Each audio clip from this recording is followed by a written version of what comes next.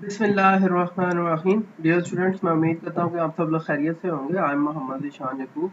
आज हम अपने इलेक्ट्रिसिटी एंड मैग्नेटिज्म 2 के कोर्स का नेक्स्ट लेक्चर स्टडी कर रहे हैं, that is the RLC series circuit. इस आरएलसी सीरीज सर्किट के अंदर हम स्टडी करेंगे कि किस तरह से रेजिस्टेंस, इंडक्टर एंड कैपेसिटर को अगर सीरीज कॉम्बिनेशन में लगाया जाए तो वो किस तरह से उसके करंट, उसकी इम्पीडेंस, उसके फेजर्स बिहेव करते हैं।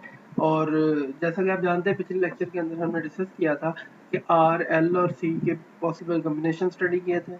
आर सी को in terms of AC source study किया था, फिर उसकी आर सी कैरेक्टरिस्टिक्स स्टडी की थी, फिर करंट की वैल्यू निकाल ली, इम्पीडेंस ऑफ करंट सर्किट निकाल ली, फिर फेज डिफरेंस निकाला गया। Then we conclude the phasors and comparison, and we made a comparison between the RL and RC circuit. After doing that, now we are able to understand the another combination of that RLC combinations, and that is the review response of the RL and RC circuit. हमने पहले comparison करेंगे, उनका review करेंगे कि RL में कैसा response होता था सर्किट का और RC सर्किट का कैसा रिस्पांस होता था।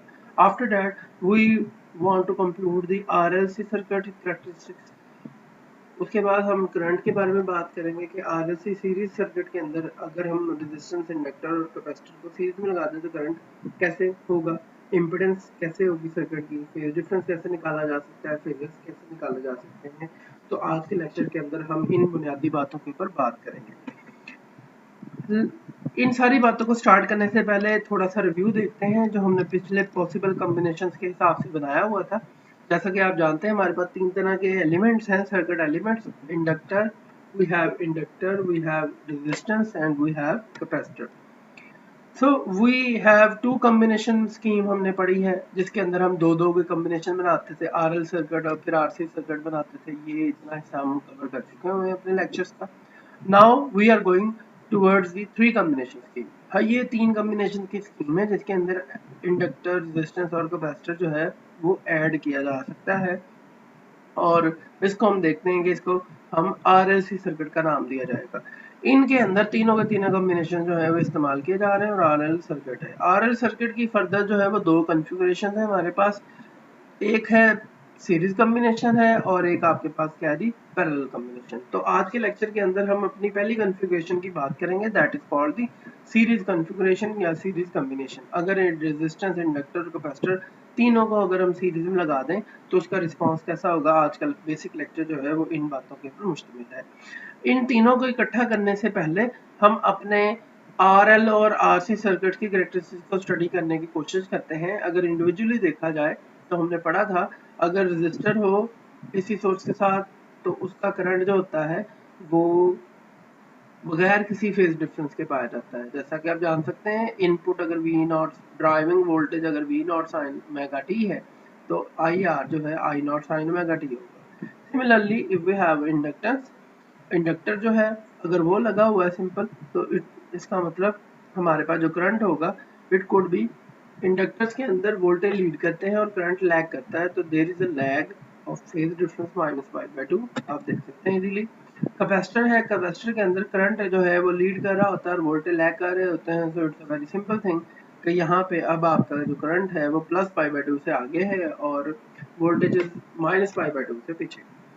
इन्हीं चीज़ों को हम मैथमेटिक्स के करने के बाद फेजर्स की मदद से भी स्टडी कर सकते थे। फेजर्स जो है वो ये है आपके सामने, दो both current and the voltage are taken as a vector and this is called the phasors, and the phasors are overlapping to each other, then it's mean they have no phase difference. For the case of inductor, we have a phase difference between voltage phasor and current phasor. Voltage phasor is flowing or rotating with the +90 degree as compared to the current. Similarly, for the case of capacitor, the voltage are lagging behind the current with the phase difference of 90 degree और π/2 radian. तो इसका मतलब individually तौर पे resistance, capacitor और inductor के साथ हमने यूं प्ले किया था। हमने फिर अपने नेक्स्ट लेक्चर के अंदर ये स्टडी किया कि अगर हम रेजिस्टेंस और इंडक्टर को मिला दें तो तब क्या होगा, और अगर रेजिस्टेंस और कैपेसिटर को मिला दें तब क्या होगा। तो हमने अपने जो दूसरे दो लेक्चर थे उसके अंदर देखा, अगर रेजिस्टेंस और इंडक्टर को मिलाया जाता है तो फिर आपके पास जो है वो करंट बनता है हमारे पास, वो कोई ना कोई फेज डिफरेंस के साथ होता है। Similarly for the case of R and C, तो हमारे पास कोई भी जो वैल्यू बनती है उसके अंदर आपके पास करंट जो है वो cos omega T plus phi के फॉर्म में आता है। इन सारी बातों को अगर गौर किया जाए तो आप देख सकते हैं रेजिस्टेंस जो है वो ऐसे फेजेस रखता था जिसके अंदर कोई फेज डिफरेंस नहीं था, और इंडक्टर ऐसा फेजर रखते थे जिसके अंदर जो फेज डिफरेंस था वो पाई बाई 2 का था, और इसके अंदर वोल्टेज जो है वो क्या करते हैं जी, लीड करते हैं। तो आप इस सर्किट के अंदर एक एक सिंपल बिहेवियर देख सकते हैं, वो ये है कि जो इंडक्टर होगा इस सर्किट के लिहाज से वो डोमिनेंट होगा, क्योंकि इसके अंदर सिर्फ इंडक्टर है और फेज डिफरेंस रेजिस्टेंस की तरफ से किसी किस्म का नहीं भेजा जा रहा। तो इसका मतलब ये होगा कि ज्यादातर जो फेज डिफरेंस आएगा उसकी मैक्सिमम कंट्रीब्यूशन जो है वो इंडक्टर की तरफ से है, ना कि रेजिस्टर की तरफ से। सो इसी वजह से आप देख सकते हैं कि इंडक्टर का जो वोल्टेजेस है या वोल्टेज के लिहाज से जो है वो करंट है तो वो प्लस पाई बाय 2 के हिसाब से होगा। So it's mean it could be lagging होनी चाहिए इसके अंदर। और सिमिलरली फॉर दिस केस जब आप आरसी सर्किट पढ़ेंगे तो आरसी सर्किट के अंदर कैपेसिटर एक ऐसा एलिमेंट है जो अपना अहम किरदार अदा करेगा और डोमिनेंट बिहेवियर शो करेगा, क्योंकि कैपेसिटर के अंदर करंट जो है वो लीड करता है। तो आप इस डेफिनेशन से देख सकते हैं कि यहाँ पे करंट जो है वो वाज़ेह तौर पे लीड करता हुआ नजर आ रहा है। ठीक है, so we have a very basic voltage diagram, voltage triangle जिसको कहा जाता है। आप देख सकते हैं ये फेजेस की बनी हुई है, ये रेजिस्टेंस के वोल्टेज रेफरेंस के तौर पे ले लिए गए और इंडक्टर के वोल्टेज जो है वो लीड करते हैं 90 डिग्री के हिसाब से या पाई बाय 2 फेज डिफरेंस के हिसाब से। सो VL और VR जो है वो आपस में 90 डिग्री के ऊपर है। हमने इनको लास्ट लेक्चर के अंदर जो है वो रिजल्टेंट इंपीडेंस निकालने के लिए कंप्यूट किया था, तो हमारे पास ये इक्वेशन बन गई थी। Similarly for this case we have lagging voltages. So lagging voltages की वजह से हमारे पास जो टोटल फेज डिफरेंस बन रहा है यहाँ पे वो फाई का बन रहा है, जिसके अंदर वोल्टेज लैग कर रहे हैं, करंट जो है वो लीड करता हुआ नजर आ रहा है। तो इस तरह से हमने अपने पिछले लेक्चर के अंदर ये सारी बातें कंप्यूट की थी। आज के लेक्चर के अंदर हम ये पढ़ना चाहते हैं कि अगर हम इन दोनों को मिला दें तो उसके साथ हमारे पास करंट कैसा होगा, इम्पीडेंस कैसी होगी और वोल्टेज फेजेस कैसे होंगे। एक तो बड़ी कॉमन सेंस की बात ये है कि ये आर और ये आर कॉमन रहेगा, एक ये VL हो जाएगा और ये VC हो जाएगा और ये अपवर्ड और एक डाउनवर्ड चले जाएंगे। ठीक है, तो आइए देखें किस तरह से हम इसके सारे सोल्यूशन को कंप्यूट कर सकते हैं और किस तरह से हम इनको अपने हिसाब से कैलकुलेट किया जा सकता है। So let's start with the RLC series circuit. तो हम RLC series circuit को start करते हैं जी। It's a very simple thing. RLC series circuit जो है वो consider construction of a AC source लेना है हमने, capacitor, inductor and the resistor। आप देख सकते हैं resistance हो गया, inductor हो गया और capacitor जो है वो तीनों सीरीज में लगाए गए हैं, और जो इनपुट वोल्टेज या ड्राइविंग वोल्टेज इनको दिया गया है that is taken as VT is equal to V naught sin omega t है, और उस हिसाब से हम इसके ड्राइविंग वोल्टेजेस ले रहे हैं। सारी बात है जब we have instantaneously drop voltage across resistor, inductor and capacitor, so that's why we have taken as VR instantaneous voltage across resistance होंगे, इंडक्टर के क्रॉस जो है वो VL अपना वोल्टेज ड्रॉप है instantaneously and the VC is the instantaneous voltage across the capacitor। Instantaneous voltage से मुराद है ये वो वोल्टेजेस होंगे जो टाइम डिपेंडेंट होंगे और उस हिसाब से हम इसको लेना चाहते हैं। इस पूरे सर्किट के लिए हम निकालना क्या चाहते हैं, हम इसके अंदर तीन चीजों को मैक्सिममली फाइंड आउट करने की कोशिश करेंगे। Current flowing through the circuit, क्योंकि ये एक सीरीज सर्किट है तो इसका जो नेट करंट है वो किस तरह से फ्लो कर रहा है इसके अंदर, उसकी मैग्नीट्यूड को निकाला जाएगा। After that phase difference compute किया जाएगा। आइदर जो ड्राइविंग वोल्टेज है और जो करंट फ्लो कर रहा है सर्किट के अंदर, इनके दरमियान कोई फेज डिफरेंस पाया जा रहा है या नहीं पाया जा रहा है, इसको स्टडी करेंगे।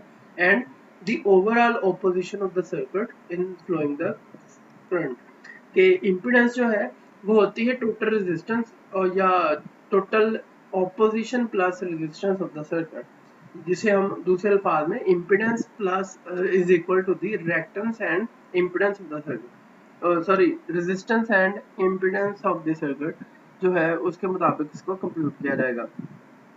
यहाँ पे इम्पिडेंस समझ लें, इम्पिडेंस जो है वो रेजिस्टेंस और रिएक्टेंस जो इंडक्टर की तरफ से दी जा रही है और साथ में कैपेसिटर की तरफ से दी जा रही है, इनके मजमूए का नाम इम्पिडेंस कहलाएगा। हम उसको भी कंप्यूट करने की कोशिश करेंगे। तो आप जानते हैं हमने पिछले लेक्चर्स के अंदर भी ये स्टडी किया था कि इस तरह के सर्किट्स के जो सोल्यूशन है हमने 3 तरीकों से निकाले हुए हैं। हमारे पास जो है वो मैथमेटिकल सोल्यूशन है, ग्राफिकल सोल्यूशन मेथड है और फेजर डायग्राम्स के जरिए से है। आइए हम सबसे पहले अपने मैथमेटिकल सोल्यूशन की बात करते हैं। मैथमेटिकल सोल्यूशन जो है उसके भी करने के 3 तरीके हमने पढ़े हुए हैं।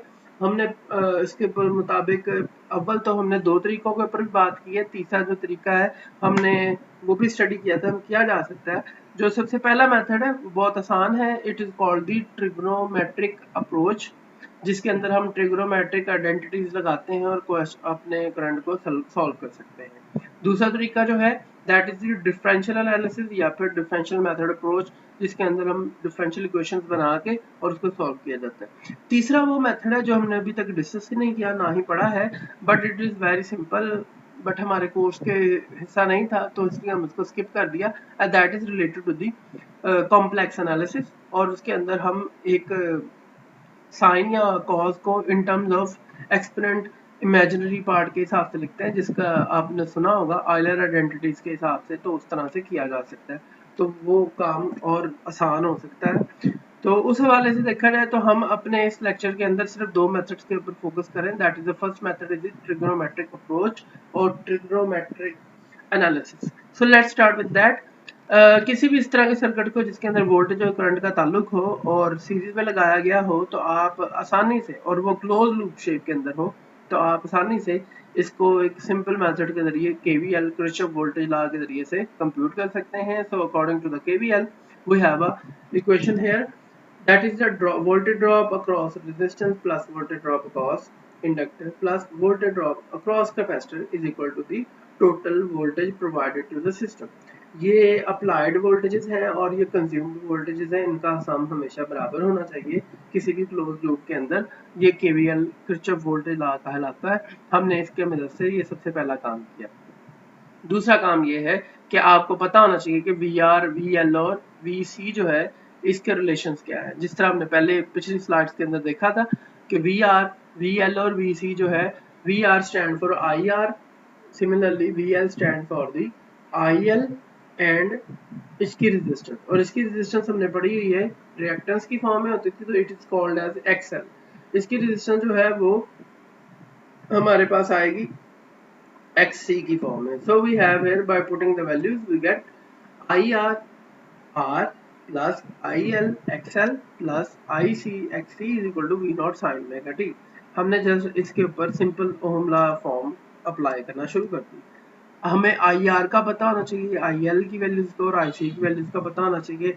हम उसकी वैल्यूज पुट कर सकते हैं by putting values we get IR, और वो पिछले लेक्चर की स्लाइड के, अपना शुरू वाले लेक्चर की स्लाइड के अंदर अगर रिव्यू में देखा जाए तो IR और R के अंदर, इसके अंदर किसी किस्म का कोई फेज डिफरेंस नहीं था, तो हमने यहाँ पे इसकी वैल्यूज डायरेक्ट लगा सकते हैं। तो हमने इस इक्वेशन को रीअरेंज किया, V not sine omega T पहले लिख दिया, IR sign omega T minus 5 ले लिया, अपनी मर्जी से सपोज कर लिया, प्लस I नॉट XL वैसे का वैसा ही है, sign omega T minus 5 plus 5/2 plus I not XC sign omega T minus 5 minus 5/2। ठीक है जी, ये आपकी इक्वेशन नंबर 3 होगी। इस इक्वेशन को हम फर्दर रीअरेंज कर सकते हैं किस लिहाज से, आपके पास ये I नॉट और I नॉट इस साइड पे कॉमन है, आप कॉमन लिया जा सकता है। कॉमन लेने के बाद ये वाला हिस्सा और ये वाला हिस्सा दोनों किस में कन्वर्ट हो रहे हैं जी, कॉस के अंदर कन्वर्ट हो रहे हैं, ये भी लिखा जा सकता है। इसकी कन्वर्जन के मेथड के अंदर ये कन्वर्ट हो जाता है माइनस की फॉर्म में, ये होता है प्लस की फॉर्म में। So we can write the equation as V naught sin omega t is equal to I naught R sin omega t plus I naught XL minus XC cos omega t minus 5। तो आप easily इसको इस लिहाज से convert कर सकते हैं। After transforming, और ये हमने कन्वर्जन किस तरह से की है आपको याद होगा, हमने अलाइड एंगल्स की बात की थी अपने लेक्चर के स्टार्ट के अंदर। So we have converted this through the allied angle. After conversion or after transformation we got this value as a straight we got this equation, and this equation can be further rearranged and simplified as v naught sin omega t is equal to I naught r, अब हमने I naught जो है सबसे common ले लिया, r sin omega t minus 5 plus xl minus xc is equal to cos omega t minus 5. This is our arranged equation number 4.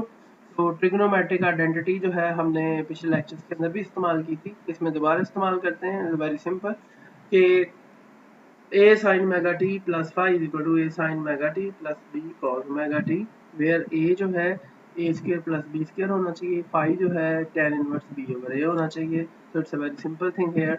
आप देख सकते हैं कि यहाँ पे हमने क्या किया है, और ये इसका प्रूफ था, ये पिछले लेक्चर के अंदर भी हम कि अगर किसी को समझ ना लगे तो यहाँ से कर सकते हैं। इफ फिर भी किसी को समझ नहीं लगती तो वो लाजमी तौर पर पूछिएगा, वो will discuss in our conversation और थ्रू अनदर लिंक। तो आप देखें तो ये वाला हिस्सा जो है it behaving as A R, और ये XL minus C behaving as B.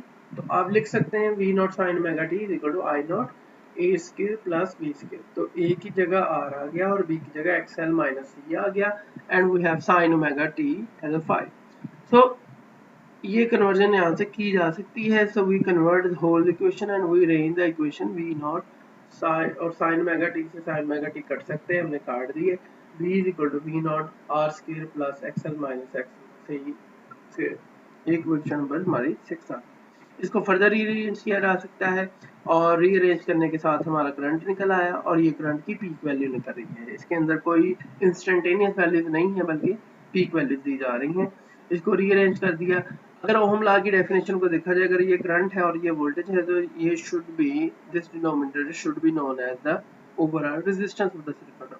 तो इस लिहाज से हम इसको क्या कह सकते हैं, this is called the total resistance of the circuit and it is called the impedance. This impedance of the circuit consist of on resistance plus reactance of the circuit. So आप देख सकते हैं यहाँ पे एक बात कि यहाँ पे दो रिएक्टेंस जो है वो एक दूसरे को अपोज कर रही है। तो एक्सएल माइनस एक्ससी जो है it behaving as the same वे।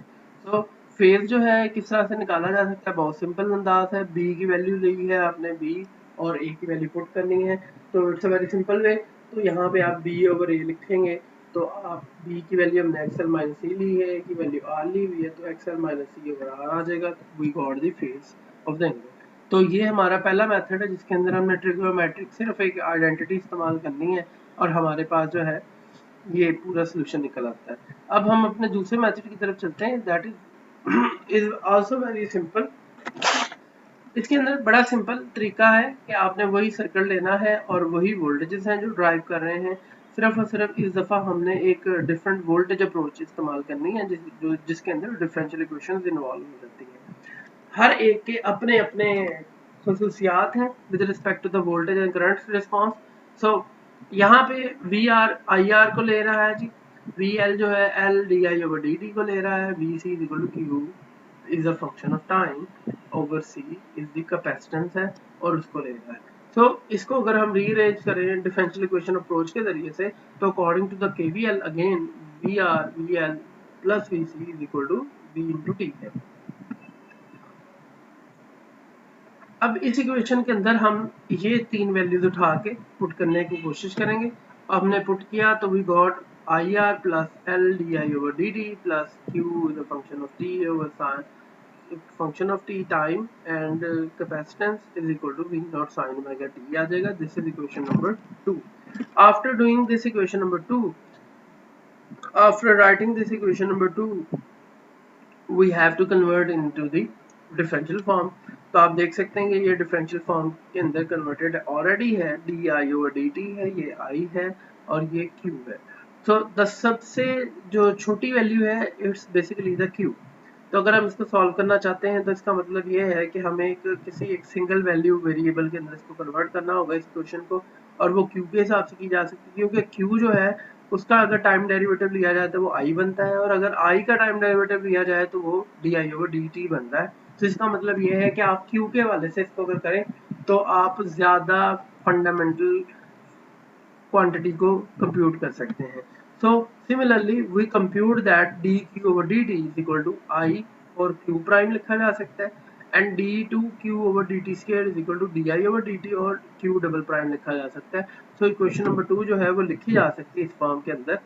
ये लिखा जा गया है जी dq/dt लिखा दिया और ये लिख दिया जी double derivative with respect of charge with respect to the time plus q/c is equal to v not sine omega t। Equation number 3 हमारे पास डेवलप हो गया। इस इक्वेशन नंबर 3 को फर्दर सॉल्व करने के लिए हम क्या रीअरेंज कर सकते हैं, क्योंकि ये वाली first second order differential equation है, ये फर्स्ट ऑर्डर डिफरेंशियल इक्वेशन है और ये आपके पास क्या है, जीरो ऑर्डर है इसका। So we have finite value of that. हमने इसकी जगह डबल क्यू पुट किया, इसकी जगह सिंगल क्यू पुट किया, double Q plus R over L और साथ ही में हमने इसे एल से सबको डिवाइड कर दिया। We got r over l q prime plus 1 over l c q is equal to v naught sin omega t. This is our equation number 4. इस इक्वेशन नंबर 4 को फर्दर हम सॉल्व कर सकते हैं और किस तरह से कि आपने सपोज कर लेना है कि इसके अंदर r और l की जगह आपने क्या पुट कर दिया है। आप देख सकते हैं कि इस r और l को ये सिर्फ कांस्टेंट है और इसकी जगह कांस्टेंट पुट किए जा सकते हैं, तो इसलिए हमने इसकी जगह कांस्टेंट पुट कर दिए। r ओवर l को हमने 2 बीटा कह दिया और ओमेगा नॉट और 1 over under root L C जो है उसको ओमेगा नॉट कह दिया, तो ये ओमेगा नॉट स्क्वायर हो गया और ये वाला आपके पास 2 बीटा आ गया और ये इक्वेशन नंबर 5। इस तरह की इक्वेशन जो है आपने पहले भी पढ़ी हुई है। It is called the damped oscillation for mass spring system. अगर आपको याद हो तो आपका ये वाला जो सर्किट है हमारा एलसी सर्किट वो वैसे ही बिहेव करता है जैसे कि एक ऑसिलेटर बिहेव करता है और ये मैकेनिकल ऑसिलेटर है और ये वाला आपके पास क्या है जी, इलेक्ट्रिकल ऑसिलेटर है। इनमें और इनमें फर्क सिर्फ फिजिकल कांस्टेंट्स का है, बाकी ये सारी चीजें बिहेव जो है वो सेम कर रही होती हैं और इस सिचुएशन के अंदर हम इनकी सिमिलरिटीज को भी स्टडी कर सकते हैं। हमारे वाले केस के अंदर आर एल और सी तीन चीजें हैं, जबकि इस वाले केस के अंदर हमारे पास B होता था, M होता था और K होता है। M is the mass, K is the spring constant और B जो है वो रेजिस्टिव मीडियम की प्रॉपर्टी होती थी जो डैम्पिंग प्रोड्यूस करवाती थी। तो रेजिस्टेंस का काम डैम्पिंग प्रोड्यूस करवाना है, जैसा कि मास स्प्रिंग सिस्टम के अंदर B वैल्यू का था। सिमिलरली इंडक्टेंस जो है, इंडक्टर का काम सब उसको अपोज करना है, any change in the potential. तो ये वही बात है जो आपका मैस स्प्रिंग सिस्टम के अंदर मैस काम करता था, ये भी अपोज करता था अपनी पोजीशन को चेंज करने से और ये भी सपोज अपोज करता है अपने वोल्टेज को चेंज करने के लिए। सिमिलरली जो कैपेसिटर है वो capacitor is the reciprocal of the A. Spring constant जो है वो कैपेसिटर सेम वैसे ही बिहेव करता है reciprocal of the spring constant के। तो इस वजह से ये हमारी सारी चीजें जो है, क्योंकि कैपेसिटर के अंदर भी आपके पास चार्ज स्टोर होता था जो कि सोर्स के तौर पे काम करता है बाद में वोल्टेज के। In the same way spring के अंदर भी आपके पास जो है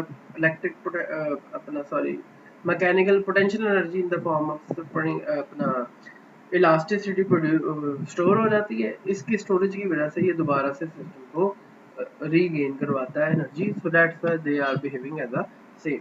इस सब का सॉल्यूशन अगर आपको याद हो तो we can compute the solution on comparing the second order differential equation, वो ये थी।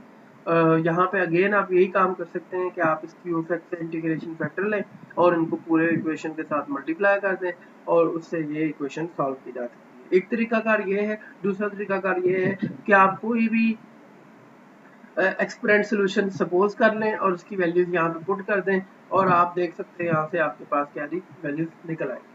ठीक है। फिर भी अगर आप इसके सॉल्यूशन को चाहते हैं तो आपके साथ इसी के साथ मैंने सपोर्टिंग मटेरियल जो है वो ऐड किया हुआ है आपके पोर्टल के ऊपर, वहाँ से देखिएगा, आपको वहाँ से सारा सॉल्यूशन मिल जाएगा। फिर भी कोई मसला हुआ तो मुझे बताइएगा कि आपको फिर इसके मुताबिक प्रॉपर सॉल्यूशन मिल जाएगा। अगर आप फर्दर देखना चाहते हैं तो आपने ये काम अपने गालबन सेकंड सेमेस्टर के अंदर भी ये किया हुआ है। आपने मैस स्प्रिंग सिस्टम को अपना इम्पीडेंस रेजिस्टिव मीडियम के अंदर जो है वो ऐड करके स्टडी किया हुआ है, तो आप वहाँ से ये काम कर सकते हैं। और सॉल्यूशन के बाद हमारे पास जो टोटल करंट आता है V not over omega L और ये आपके पास sine omega T plus phi के फॉर्म में आ जाता है और ये सारे का सारा जो है ये आपके पास इम्पीडेंस की फॉर्म में बिहेव कर रहा है। हम फर्दर वैल्यूज पुट करके जैसा कि यहाँ पे है बीटा की 2 बीटा की जगह आर ओवर एल पुट किया जा सकता है, ओमेगा की जगह एल ओवर अंडर रूट सी पुट किया जा सकता है। तो हमारी इक्वेशन जो है वो आरएलसी सीरीज सर्किट के बारे में इंफॉर्मेशन दे रही है। ये हमारा जी ग्राफिकल सोल्यूशन है जिसके अंदर ये बताया जा सकता है आरएलसी जब सर्किट लगा दिया जाता है तो वोल्टेज और करंट आपस में किस तरह से बिहेव करते हैं। ऑब्वियसली ये इनका कोई बिहेवियर डेफिनेट नहीं होगा, बल्कि ये क्या है, ये फ्रीक्वेंसी डिपेंडेंट है और ये फेज डिफरेंस जो है वो वैल्यूज के ऊपर डिपेंड करता है, इंडक्टेंस की, कैपेसिटर की और रेजिस्टेंस की, तो ये वेरी करते जाएंगे। This shows that the phase different of phase angle phi between the instantaneous current and voltage Vt।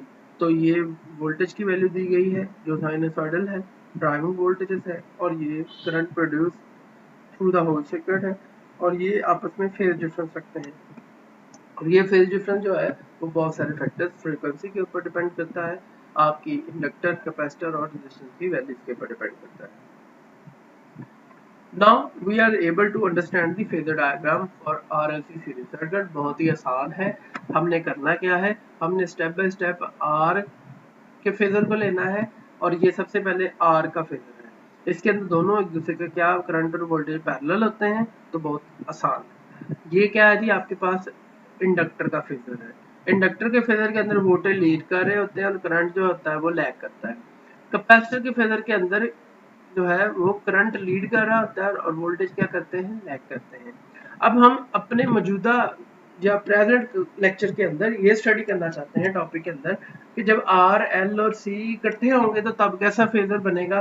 तो बहुत एक आसान तरीका ये है कि आप इन तीनों डायग्राम्स को इकट्ठा करके बना लें। अगर आप इकट्ठा करके बनाएंगे तो आप देखेंगे कि एक टी-नुमा शेप बनेगी, जिस तरह ये आपके सामने है कि मैंने सबसे पहले रेफरेंस के तौर पे VR वोल्टेज लिए जो इनके मिडिल में होगा, फिर मैंने VL वोल्टेज ले लिए जो कि लीड कर रहे थे as compare to the resistance, फिर हमने कैपेसिटर के वोल्टेज ले लिए जो कि क्या करते हैं, लैग करते हैं और वो VC के कहलाएगा।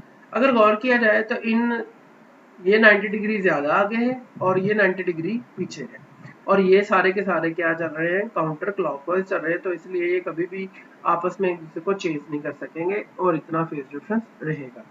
अगर देखा जाए वेक्टर की यूज से, अगर एक वेक्टर जो है, क्योंकि फेजर एक वेक्टर फॉर्म होती है, तो ये वेक्टर अपवर्ड है और ये वेक्टर डाउनवर्ड है, तो इनका जो रिजल्टेंट होगा वो कैसे निकाला जा सकता है, VL माइनस C के साथ।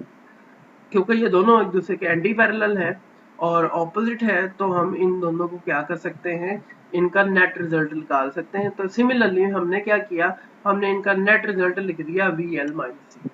VL माइनस C लिखने के साथ ही हमें ये आसानी होगी कि अब हम सिर्फ एक वेक्टर के साथ, दो वेक्टर्स के साथ काम कर रहे हैं, दो फेजर्स के साथ काम कर रहे हैं।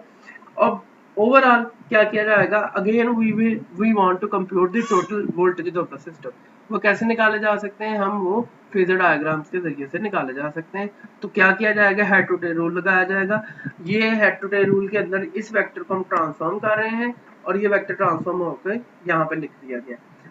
अब ये वेक्टर पहला है और ये दूसरा है, तो पहले का हेड होता है, दूसरे की टेल होती है, तो एक रिजल्टेंट दिया जा सकता है जो पहले की टेल से शुरू और दूसरे के हेड तक जाए, हम इसको रिजल्टेंट वेक्टर के तौर पे कह सकते हैं। और इसके दरमियान कितना एंगल बनता है, suppose we have angle of phase phi, तो हम ये इसके दरमियान फेज फाई बन रहा है, और ये आपके पास V जो है वो IZ कह दिया, टोटल करंट है, और ये Z is called total impedance of the circuit है।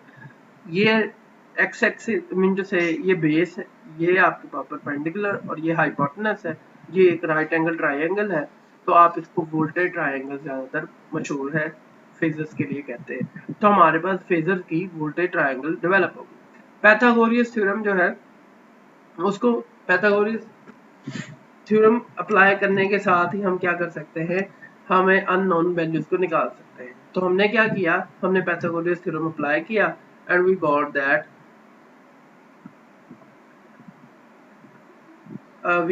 इसके अंदर ये एक गलती है जी, इसको जरा दुरुस्त कर लीजिएगा कि हमारे पास यहाँ पे पैथागोरस थ्योरम के अंदर ये कंडीशन नहीं है जो हम लगाना चाहते हैं। तो उसके अंदर हमारे पास ये अंडर रूट इस फॉर्म में नहीं आता, इसको जरा ठीक कर लें। हाँ, ये हमसे गलती हुई है, actually this is not the under root, ये अंडर रूट नहीं लगा हुआ, ये जरा ठीक कर लें। ये अंडर रूट नहीं आना चाहिए, so there is no under root here. तो ये ज़रा गलती है, इसको दुरुस्त कर लें। हमारे पास सिर्फ V square is equal to V R square plus V L minus V C square आना चाहिए। Base square plus base square plus perpendicular square is equal to the hypotenuse square, तो उसके फॉर्म में हमने लगा दिया। अगर हमें सिंगल वैल्यू चाहिए तो ये आपके पास आई जो है कॉमन निकाला जा सकता है, दोनों की तरफ से कॉमन निकल के खत्म हो जाएगा, z is equal to R square आ जाएगा, और यूं हमारे पास क्या आ जाएगा, ये करंट आ जाएगा। और इसके अंदर ये बताया जा सकता है कि current and voltage are out of phase, और कितना फेज है वो फाई के हिसाब से किया जा सकता है। और ये हमारी क्या है जी, फेजर डायग्राम डेवलप कर ली हमने। फेजर डायग्राम डेवलप करने के साथ ही हमने इस लेक्चर के अंदर जो है वो जो मेन चीजें आज पढ़ी हैं वो है, in this lecture we have learn about the response of RLC series circuit in the presence of AC voltage source. We have computed the current flowing through the circuit by using the trigonometric approach, differential approach and phasor method. So in this lecture अगर आपको किसी भी किस्म का कोई problem हो तो लाजमी पूछिएगा।